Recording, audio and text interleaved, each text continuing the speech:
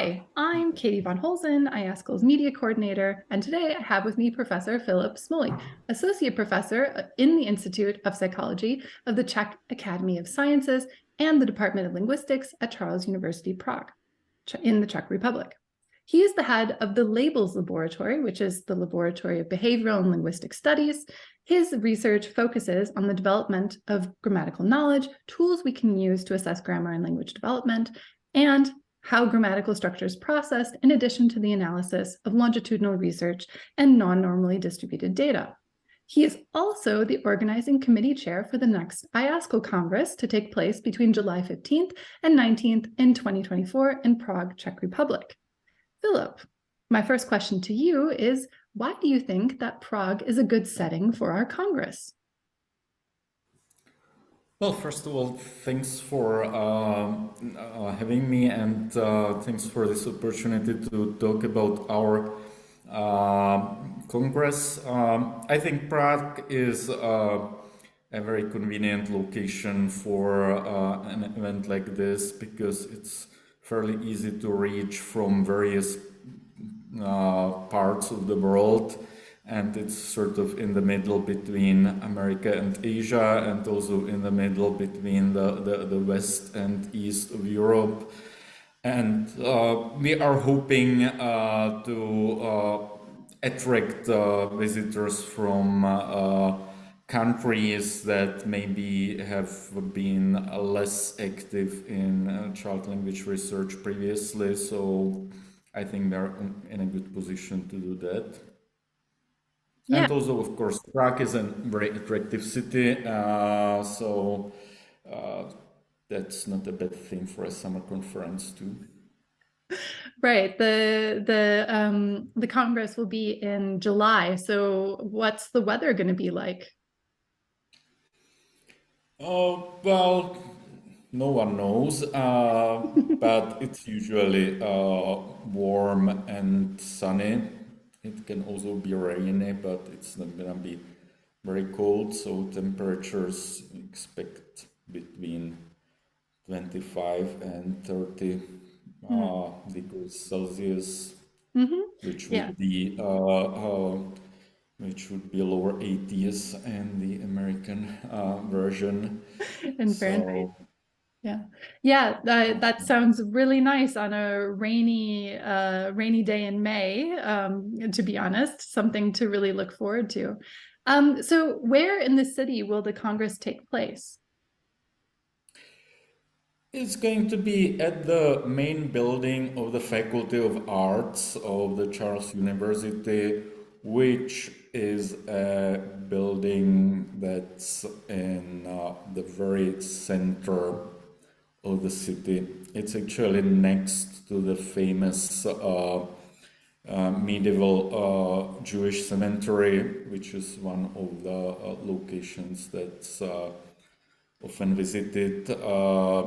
It's next to the river, and it has beautiful views of the Prague Castle across the river from many of the rooms that will be used for the conference. So that's maybe going to be a little bit distracting, but I think it's also going to be pleasant.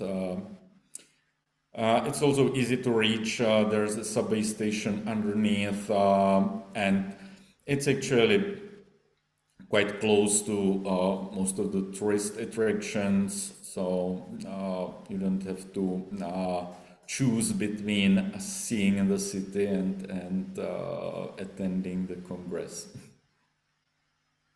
Oh yeah, that sounds really great. And I mean, distracting, but that gives the attendees of the Congress opportunity to walk around, see some wonderful, beautiful things, and talk about what they're experiencing at the Congress at the same time. Very cool. So who will be assisting you in organizing the Congress? This is probably a pretty big undertaking, and I can imagine you're not doing it by yourself. Okay, so we have a local organizing committee which is listed on the website. I'm sure I would forget someone, so I'm not going to list the people but that's the professional or scientific part of the organization. May also have a conference office company that's doing most of the preparation with regard to location, website, but they also have a system for abstract submission and reviewing. So they are providing most of this. So the IASCL Congress in 2021 was held virtually, and I know many members, including myself, that are excited to be meeting in person again. So what specifically can delegates look forward to during the conference? Will there be a social program? Well, of course, there will be the template for the IASCL congresses is quite well established, as far as I remember, which is Berlin in 2005. There's going to be an opening reception after the Monday evening keynote, and there's going to be a gala dinner on Thursday or maybe on Wednesday night. We'll see. So those are the two main social events. We also want to give people opportunities to meet in smaller circles. So we'll have recommendations for places that are good for meetings and maybe organize small meetings and offer tickets for these so that we know how many people are going to come, and we definitely want to include recommendations about visiting the city and being in the city, including which places are good for people to actually meet and talk about things. Mm-hmm. Wow, that sounds great, especially the idea of having specific places where people can go and talk to each other. So, Filip, one thing that you mentioned to me in our correspondence before this interview is that IASCL has historical roots in the Czech Republic. Could you tell us a little bit more about that? Well, that is my understanding from some brief information on the history of IASCL that I was able to read. I don't know exactly where, I admit. But in 1969 or 1970, there was an international colloquium on pedolinguistics organized in Brno, which is the second Czech city, the seat of another big university. The idea that something like IASCL, like the association, could be organized or set up is supposed to originate from there. So maybe the visitors there got this first idea there. So in a way, the conference will be coming home, and I hope to at least show some pictures from Brno. Very cool. So something definitely to look forward to at the next Congress. Okay, so I actually just have one more thing that I'd like to talk about for the final part of our interview. I was hoping you could give me a quick lesson in Czech. So I recently interviewed Professor Brian McWhinney, our IASCL Assistant Secretary, and when he mentioned and in the interview, he mentioned the horloge, I think is the best way to pronounce that, or as close as I'm going to get, which is the astronomical clock in Prague. And I was hoping that you would teach me how to ask which way to the horloge in Czech.